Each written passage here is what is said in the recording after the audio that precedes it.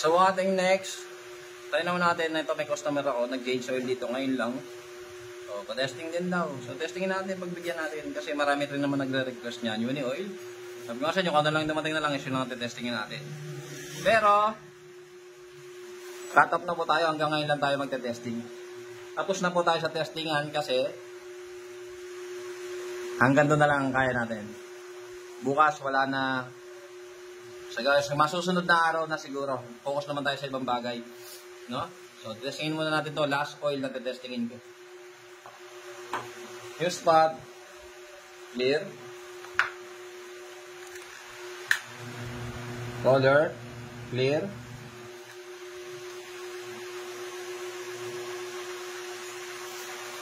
Ating oil pan.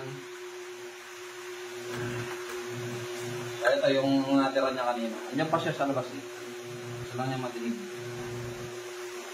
Kung ano ang kalalabasan na kanyang oil.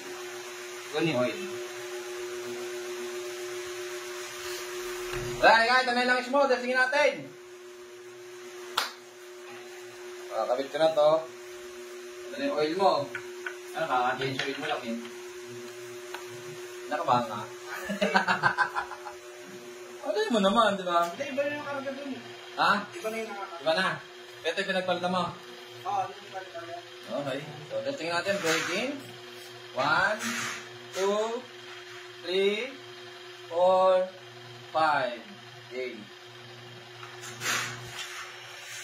Oh. Palag. Kasi pag pangit, ano agad eh. Ngit-ngit agad ko na pangalawa. Oh, palag. Pangatlo, nagpalit ka pa. Oh, palag. Pang-apat. Oil company kasi ito eh. Pang-apat. Oh, diba? Yun yung usual eh, 4. Oh, 4 na plate para kay Uni Oil. Ha? Okay na kayo, 4. Oh. Tingnan natin damage. Uni Oil. Usual, oh. Pang-apat, siya yung nasa common na ano eh. Common na plate na nako-consume. Yan. Bagya lang. Okay, goods na.